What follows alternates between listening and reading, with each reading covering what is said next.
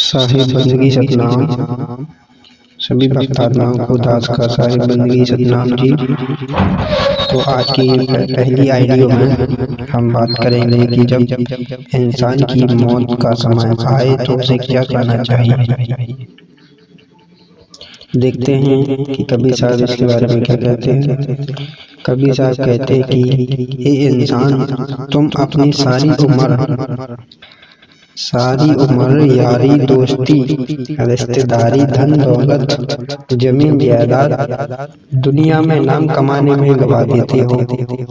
जब अंत समय आता है तो इनमें से कोई भी तुम्हारे काम नहीं आने वाला न आता है।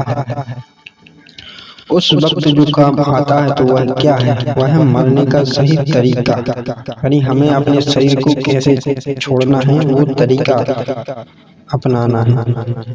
अब आप सोचेंगे कि मरने का भी कोई तरीका होता है। जी हाँ, बिल्कुल होता है। जैसे कोई इंसान गहरे पानी में गिर जाए तो उसके पास केवल दो ही विकल्प होते हैं। नंबर एक, तैरकर पानी से बाहर आ जाए। दूसरा, पानी में डूबकर मर जाए। इसके अलावा उसके पास कोई तरीका नहीं होता। डूबकर केवल वही व्यक्ति मरते हैं जिन्हें तैरना नहीं आता। जैसे तैरना नहीं आता वो तो डूबेगा ही। इसलिए समझदार व्यक्ति समय रहते पानी में तैरना सीख लेते हैं। पानी में भी केवल उन्हीं व्यक्तियों को डुबाता जो पानी में वही डूबता है जो तैरना नहीं जानता। जिन्होंने समय रहते कभी पानी में तैरना नहीं सीखा। इसी तरह मौत भी केवल उन लोगों को डराकर मारती है ना, जिसने कभी जिंदगी में कभी तैरना सीखा ही नहीं, गोता लगाना सीखा ही नहीं, तो मौत भी उसके लिए डराकर मारती है। जिन्होंने जीते जी मरना सीखा उसके लिए कबीर साहब ने क्या कहा आध्यात्मिक जगत में, मरना मरना सब कहे, मरना जाने न कोई, ऐसी मरनी जो मरे बहुर न मरना होए। जिस मरने से जग डरे मेरे मन आनंद, और मरने पर ही पाइए पूर्ण परमानंद। अब इंसान के शरीर में 10 द्वार होते हैं जिन्हें शायद कोई जानता भी है, कोई नहीं जानता। जब आम इंसान की मृत्यु होती है तो इसके प्राण कहाँ से निकलते हैं? 9 द्वारों के द्वारा। 9 द्वारों के द्वारा उनके प्राण निकलते हैं, जो इस प्रकार बताए गए हैं कि 2 कानों के द्वार हैं, 2 नाक के, 2 आँखों के, 1 मुंह का द्वार और 2 हैं मल और मूत्र का द्वार। इन द्वारों से प्राण निकलकर जीव 84 लाख योनि में भटकता है। और जब एक योगी की मृत्यु होती है तो उसका क्या होता है? अब एक योगी की मृत्यु होती है तो उसके प्राण 10वें द्वार से निकलते हैं और वह अगले जन्म में राजा की जोन में प्राप्त करता है। यानी एक बाणी है ना कवि साहब की कि 10वें द्वारे प्राण निकले आज खाली जाए, तो वही जो योगी जब भी प्राण त्यागता है 10वें द्वार से तो वो राजा की जोन में उसको यानी जो राजा की जोन मिल जाती है उसको।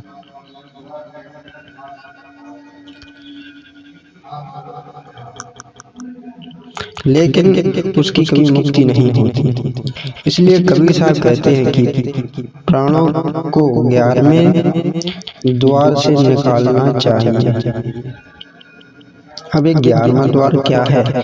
संतों की भाषा में इसे शब्द द्वार कहा गया है। कौन सा द्वार? शब्द द्वार। तो परमात्मा क्या कहते हैं कि हमें 11वें द्वार से प्राण निकालना चाहिए, जैसे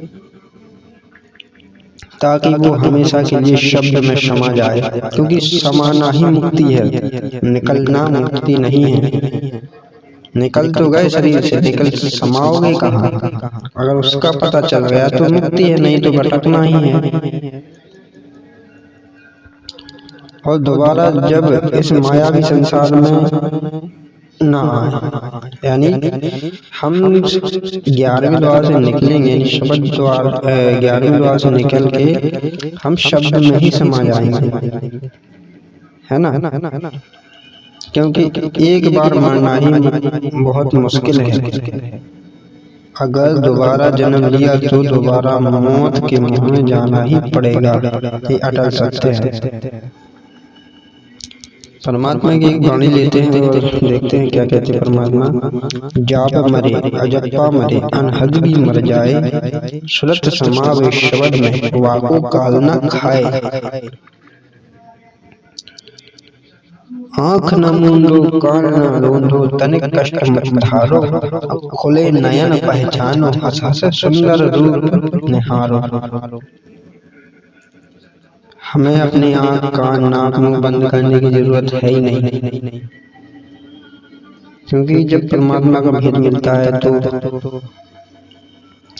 वो उसका तरीका गुप्त होता है, वो कौन बता सकता है। उसके लिए परमात्मा का एक इशारा है, जिस गुरु की तरफ इशारा है उसकी वाणी क्या कहती है कि सोई गुरु पूरा कहावे, जो 2 अक्षर का भेद बताए, एक छुड़ाए एक लखाए, जब प्राणी निज घर को जाए। शब्द बिना सुरत आंधे कहो कहाँ को जाए, और द्वार न पावे शब्द का फिर भटका खाए। जो ये जीव है ना, इसको शब्द द्वार नहीं मिलता है, इसलिए 84 लाख योनि में और अन्य जगह पे भटकता रहता है। क्योंकि जो सही गुरु होगा वो हमें 2 अक्षर का भेद बता देगा। हमें 2 शब्द का भेद नहीं चाहिए, हमें 2 अक्षर का भेद चाहिए। इसलिए तो वाणी कह रही है कि सोई गुरु पूरा कहावे, जो 2 अक्षर का भेद बताए, एक छुड़ाए एक लखाए, जब प्राणी निज घर को जाए। कहे कभी अक्षर 2 भाग, होगा खसम तो लेगा राख। ठीक है, साहिब बंदगी सतनाम।